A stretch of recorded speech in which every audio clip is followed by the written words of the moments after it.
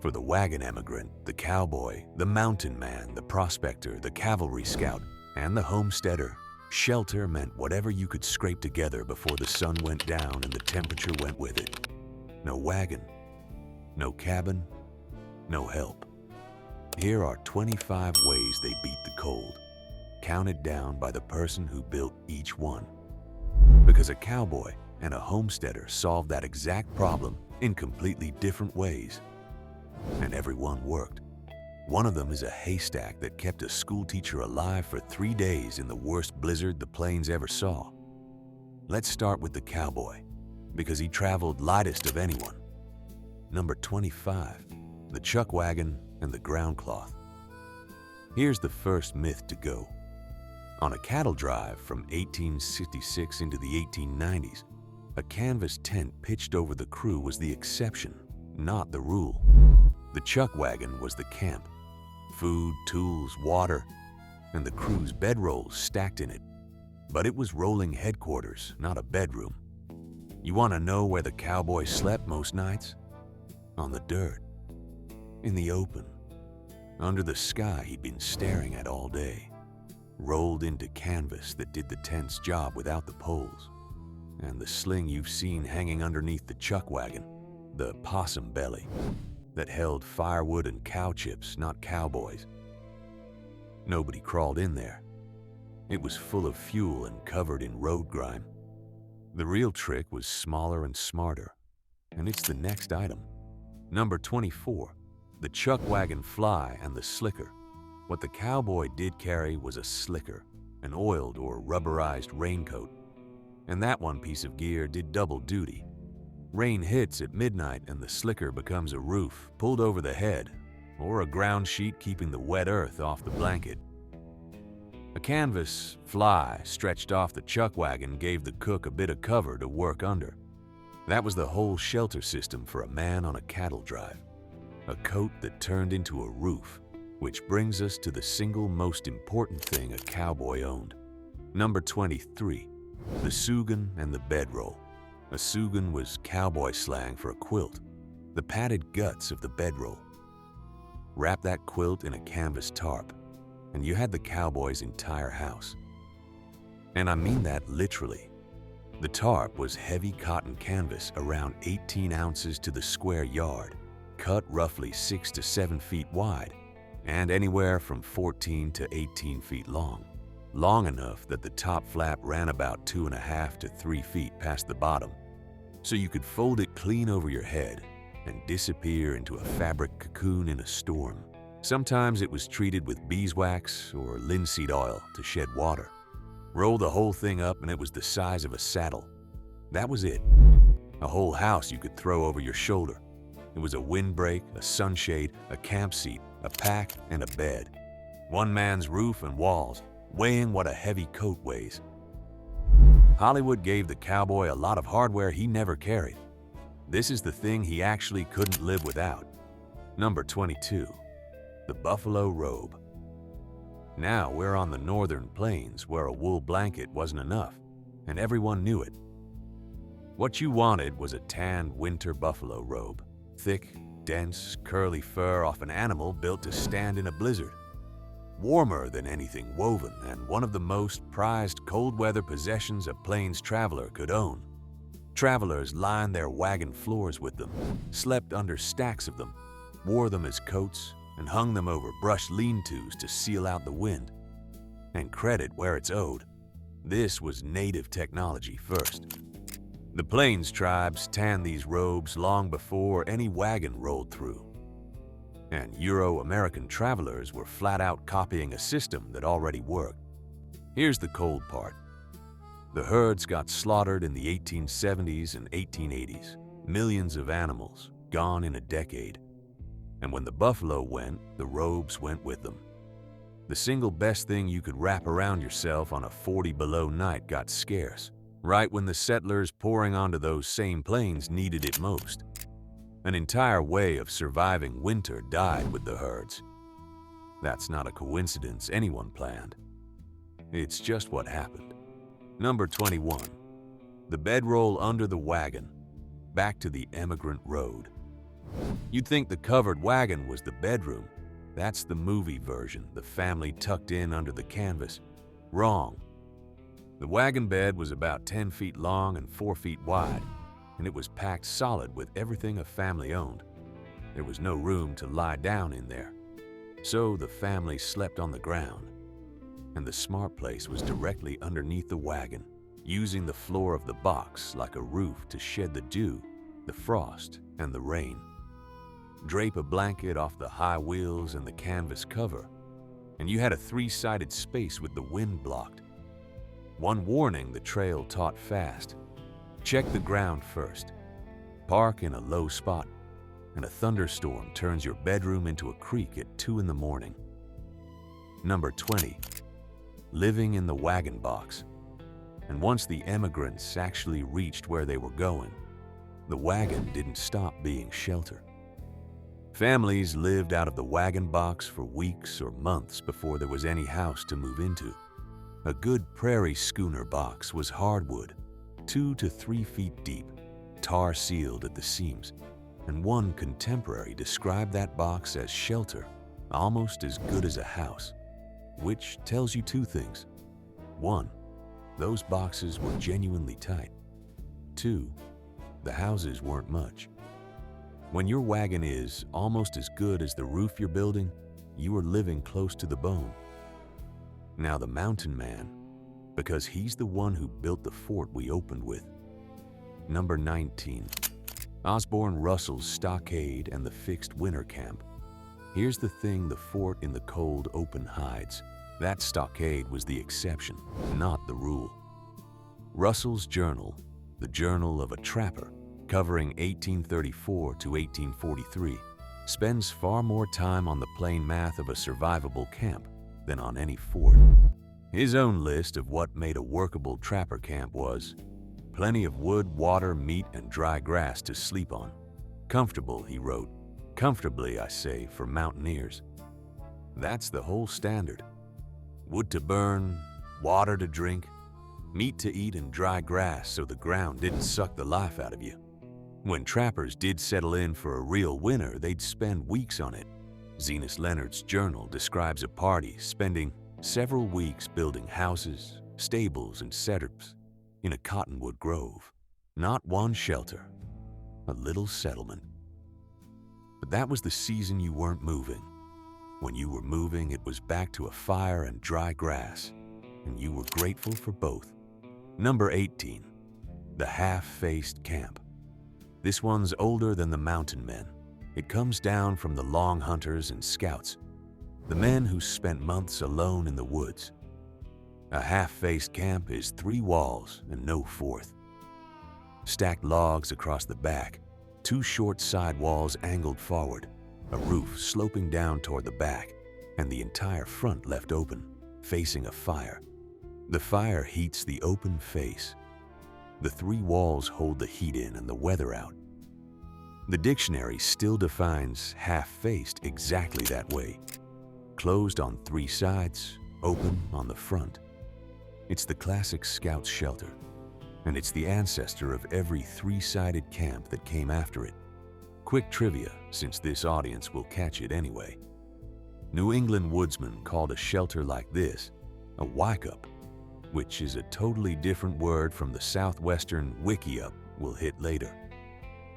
Same sound, no relation. Funny coincidence of the record. Now the homesteader, the person who wasn't passing through, but staying on ground that had no trees at all.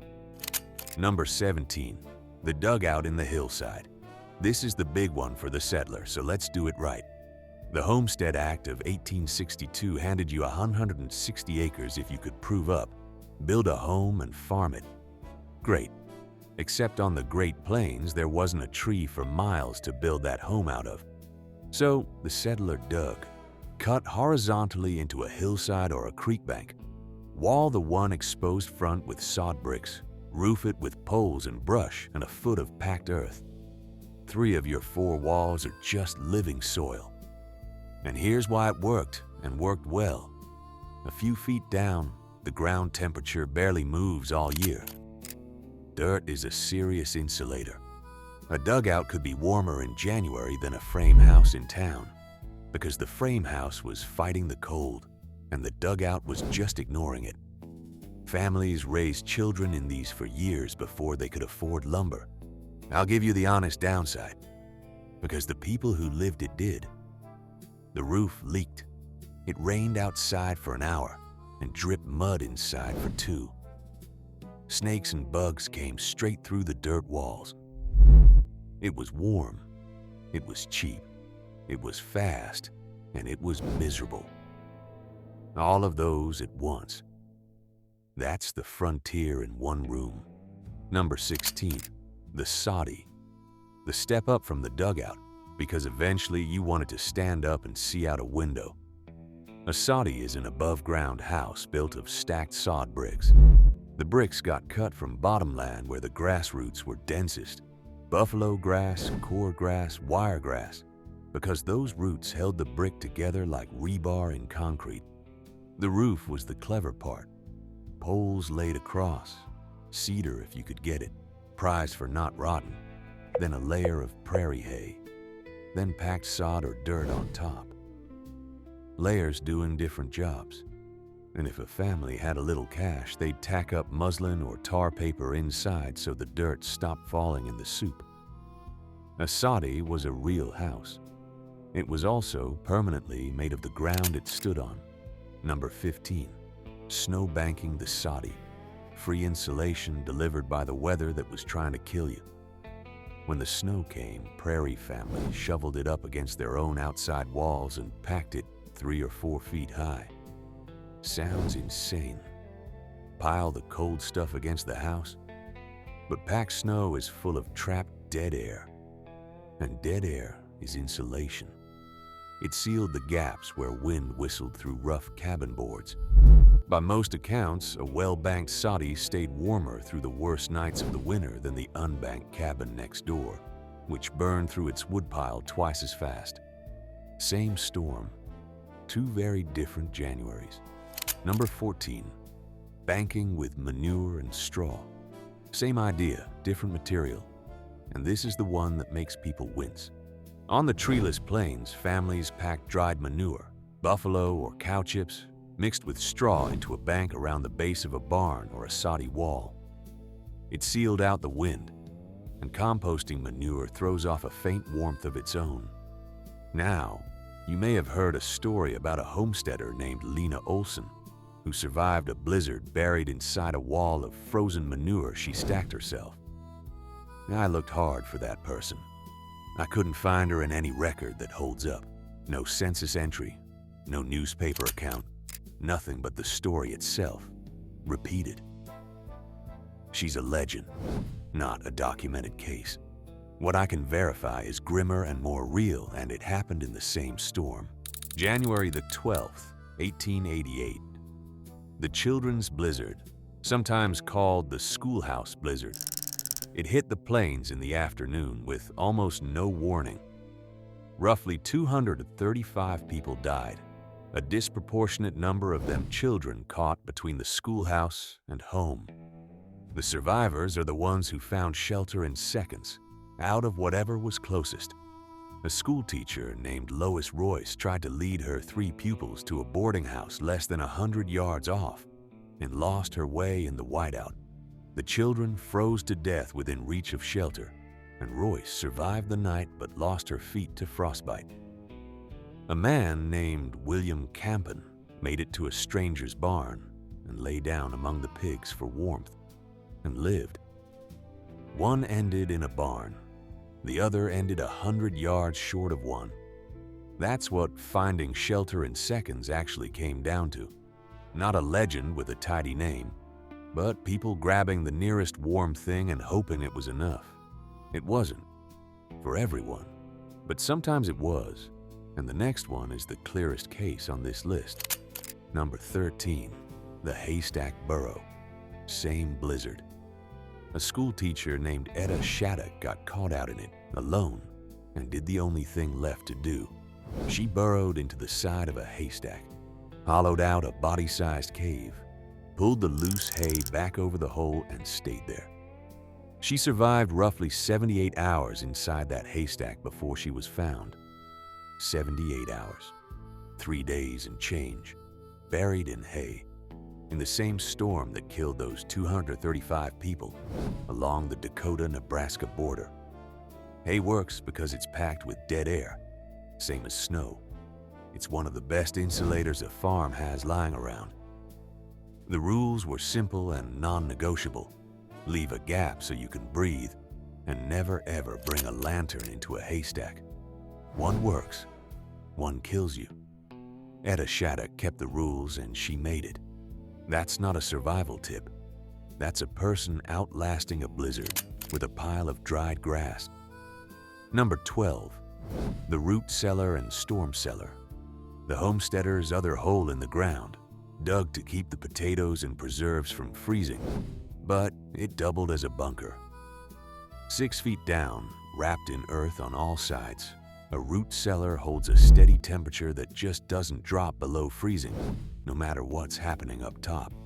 Plains families dug dedicated storm cellars too, cyclone cellars, mostly against tornadoes, often the same hole doing both jobs. I'll be straight with you. The strongest documentation for those is tornado refuge, not blizzard refuge. For the cold, the dugout and the Soddy were doing the heavy lifting.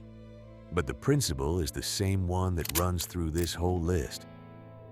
When the surface is trying to kill you, the ground a few feet down is on your side. Now let's get into the tricks. The specific moves people pulled when they had a bedroll, a fire, and not much else. Number 11, hot rocks in the bedroll. Old, simple, and it works. Heat smooth, dense stones in the fire, not wet river rock, which traps moisture and can crack or blow apart when it heats. Wrap the hot ones in cloth. Tuck them into the foot of the bedroll or a child's bed, and you've got gentle warmth radiating for 5 or 6 hours. It's the direct grandfather of the rubber hot water bottle. People were heating bricks and stones for the bed long before anyone thought to fill rubber with hot water. Frontier tech that survived right into your grandmother's house. Number 10, the fire bed. This one's a favorite of the trappers and prospectors working the Rockies in winter, and it's clever enough to sound made up. Dig a trench about the length of your body and a foot deep. Build a fire in it and let it burn down to coals over a couple of hours. Then rake the coals out, pack a layer of dirt back over that warm ground, and sleep on top. The earth itself becomes a heated mattress, holding warmth up into you all night, which is exactly backwards from what the ground normally does, which is pull heat out of you. It takes hours and it takes fuel, but if you're stuck somewhere cold for the night, you're turning your worst enemy, the cold ground, into your bed. Number 9, the oilcloth and the gum blanket. The lightweight roof, a sheet of canvas soaked in linseed oil, or later a rubberized gum blanket, folded down into a saddlebag and shed rain completely. String it between 2 trees as an A-frame, stake it low over yourself, or just wrap it around the bedroll. The Army handed these out to soldiers for a blunt reason. A wet man dies of exposure a lot faster than a dry man just gets cold. Keeping the rain off wasn't comfort, it was the whole ballgame. Now the prospector, the man chasing metal into country nobody sane would live in. Number 8, the brush shanty and the quick log cabin. Whether it was California in 1849 or the Klondike in the 1890s, the gold rushers' shelter came in stages. First night, a brush shanty or an arbor. Poles and whatever leaves and branches were on hand. Then, if the claim was worth staying on, a fast log cabin.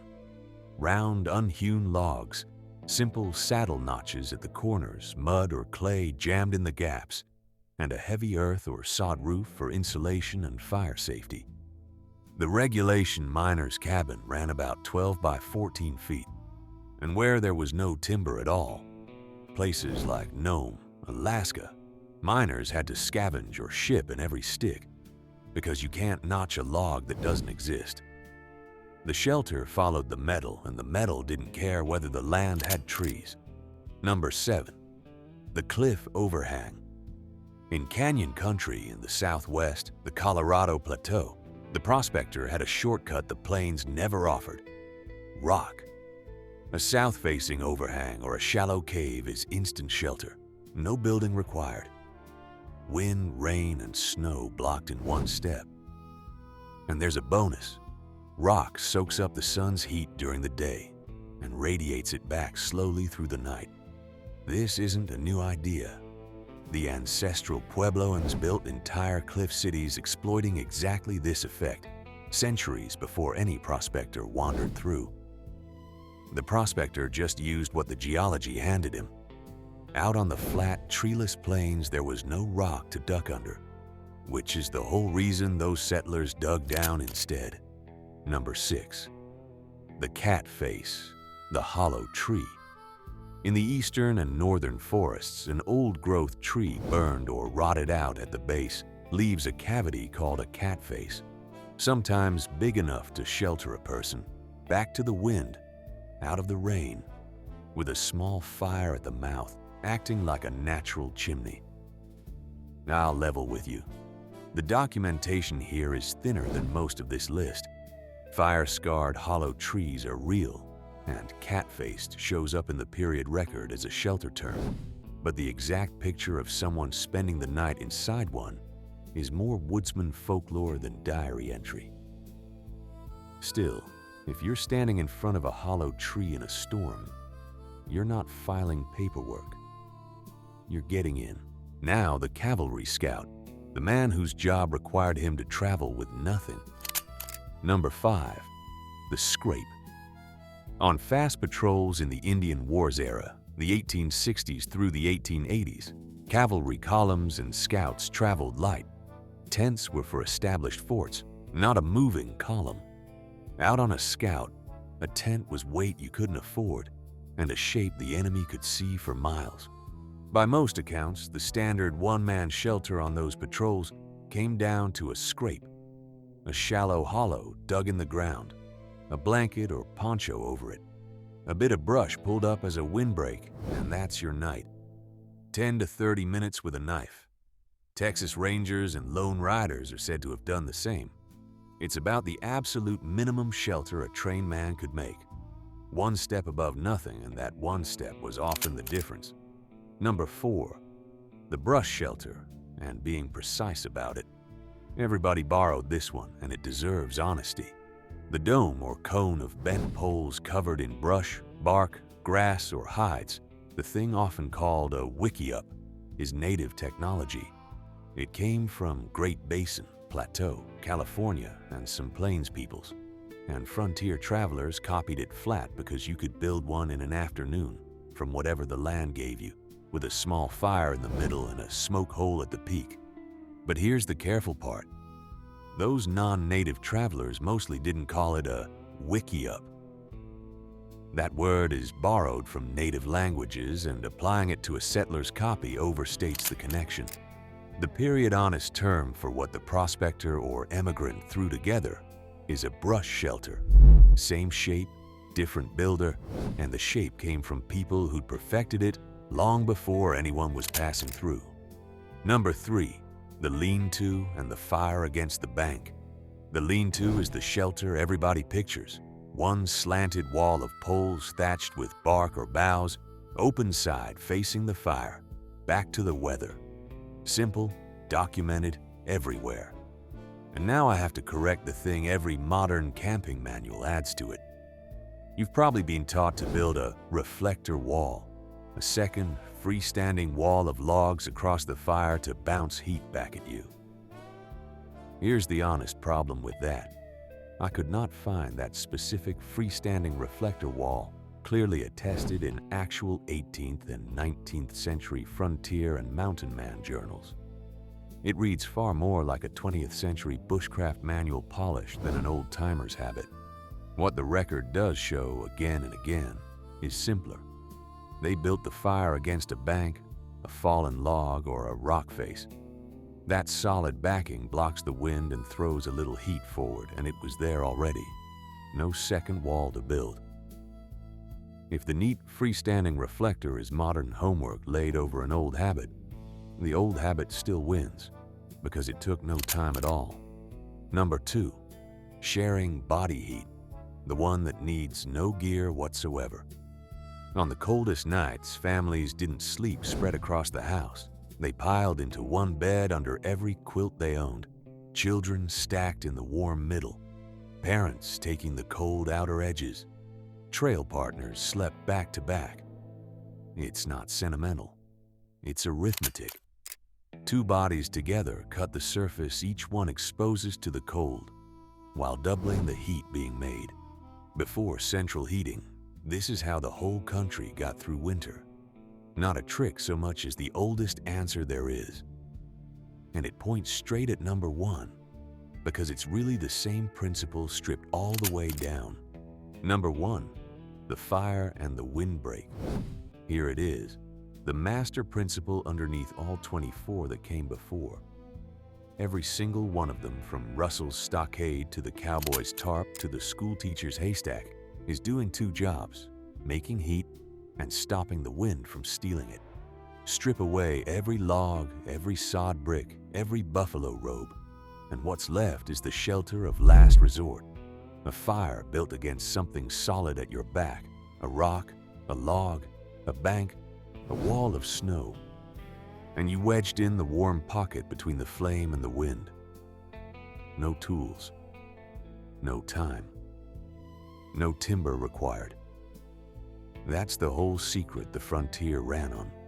Every fancier shelter on this list is just a more comfortable way of doing exactly that one thing. And that's why this knowledge quietly disappeared. Nobody got rich teaching you to dig a trench, bank a wall with manure, or back a fire against a log. There's no product in it, no store to send you to. It was free. It was learned by doing. And free knowledge that doesn't sell anything is exactly the kind that stops getting handed down. It didn't die because it stopped working. It died because it stopped being worth money to anyone. So that's the countdown. 25 shelters and the one rule underneath every one of them. Not survival theory. Just what the wagon emigrant, the mountain man, the cowboy, the prospector, the cavalry scout, and the homesteader actually did to make it to morning with a fire, a windbreak, and whatever the ground gave them. Now it's your turn. And this is the part I actually want to read. A lot of these tricks didn't die on the frontier. They got handed down. Somebody's grandfather dug a root cellar that's still out back. Somebody's family banked the house with snow every winter, or heated a stone for the foot of the bed, or slept the kids in the warm middle.